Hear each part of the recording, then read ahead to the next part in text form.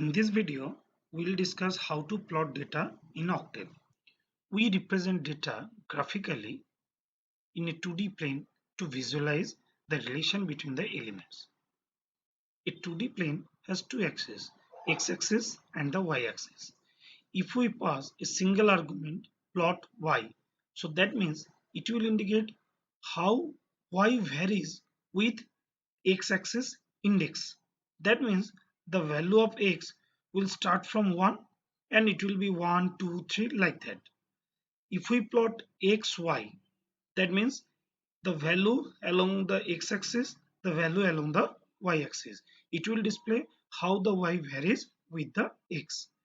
If we pass the third argument basically it specifies the format of the line and the color of the plotting data. Let's take an example. Here I have created a vector. The first value is 1, 10, 5, 7, 10. So now if I use the plot y, so on that time the first value is 1, second value is 10, third value is 5, fourth value is 7, fifth value is 10. So this is the graphical representation of the data that we have created. Similarly, we can create a curve, we can plot a curve. Here I have created a vector x. It lies between 0 to 10 and the value will increment with 0.01. So now I am calculating another vector y. So the value of y is sine of x. So if I plot x and y on the time, it will display the sine curve. Here I have generated another signal and I have displayed it. So in this way we can generate any signal or the curve and we can visualize it. Now we can change the line color as well as the style by specifying the third argument. Here you can see I have created the vector x. Again it's from 0 to 10. Now I have created the sine x. Now when I am plotting this data x, y within the single quote I am using R. So that means the color will be red. So in this way we can change the color. Now this signal does not mean anything until unless we labeled it. To label along the x-axis we have to use x label within bracket. Whatever you will write here within the double quote it will be displayed in the x-axis. Similarly in y label, if you write anything here within this double quote on the time that will be displayed in the y-axis. To add some title for this curve on the time you have to use title function. Within the title function within the double quote you have to write whatever you want to display here. We can plot multiple curves in a single plot area. Here I have created a vector x and I have created two different vector y and z for sin x and the cos x. First I'll plot sine curve, so that's why I plot xy within bracket. I want to change the color, so I have used R. Now I have used hold on. Hold on means this figure will be on so that I can plot another curve here. Then I have used plot xz. Here I have changed the line style as well as the color.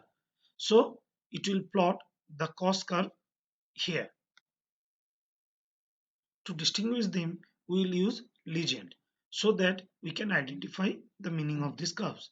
Since I have plotted the sine curve first, so I will use the first argument sine x, comma separated by comma cos x. It means the first curve is the sine x, second curve is the cos x. So it will be displayed here. We can plot multiple curves in a single figure. Here, suppose I want to display 4 figures in this way. That means 2 rows, 2 columns. So on that time, we will use subplot function. Since I want to use 2 row, 2 column, so that is 2 by 2 grid. On that time, we will use 2 by 2. Suppose I want to display in a single row, means all the figures will be displayed in a single row. So that means it will be 1 by 4 because 1 row 4 columns. Suppose I want to display all these figures in a single column. So that means first figure, second figure, third figure, fourth figure, 1 by 1. On that time the grid will be 4 by 1. So on the time we'll write 4 by 1. So it is the sequence of the plots. So here this is the first figure, second figure, third figure, fourth figure. So that is the sequence. Whatever the number you will specify here, it will display plot that particular figure on that particular area. So here I have created a vector x and I have created four different curve by using sine, cos, exponential and the log function. So I want to display all these things in different plot area but in a single figure. So we'll use figure, then we'll call all these subplot corresponding plot function. So it will display all these different plot in a single figure. We can represent data by bar chart also. So that is the graphical representation of this data in using bar chart. Here x-axis and the y-axis, x-axis represents the year, y-axis represents the sales. So here I have created two vector, sales and the year.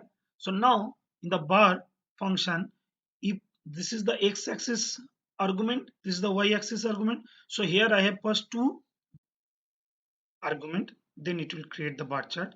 X-axis displays the year and y-axis displays the corresponding sales value. To add title and the level, again we will use title function as well as the x level and the y level function to add x-axis level and y-axis level. Here I am showing you how to create bar chart for multiple values. Here I have created a column vector for pass, another column vector for fail. I want to display the year in the x-axis and corresponding pass-fail ratio in the y-axis. So that's why I've created a 2D matrix by concatenating pass and the fail. So result is a 2D matrix. Here it has 4 number of rows and 2 columns. So the first column indicates the pass, second column indicates the fail for each row. So now I want to create the bar chart. So in the x-axis I'll pass the year value and the result in the y value. So here it will create the bar chart for each year. Since I am using two different values for the pass as well as the fail, so I will add legend because the first column indicates the pass, second column indicates the fail. So that's why first I will pass first argument as a pass, second argument as a fail, so it will add the legend here. Similarly here I have created a direct 2D matrix. Here first row it consists of 3 columns, second row it consists of 3 columns. So basically suppose this is the pass, this is the fail, this is the withheld result. So the data for 2 years 2018 and 19, so it will create 3 column bar. So here in the first argument I'll pass year, second argument result. So it will create this type of bar chart. The first column indicates pass, second column indicates fail, third column indicates withheld result. Here I have declared age equals to bar because I want to change the color of these bars. To change the color of the first bar, we'll use the set function. Set within bracket, I want to change the first column, so that's why age 1. The color value will be red, so that is the face color value is red. So in this way we can change any color. To create the pie chart, just create the vector and call the pie function. It will create the pie chart. Pie3 function will create the 3D view.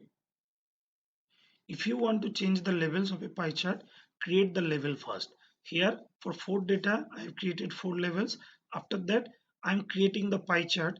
The first argument is the vector, second argument is the label that I have created. So on the time it will display the labels accordingly. Similarly you can add legend also just by using the legend function.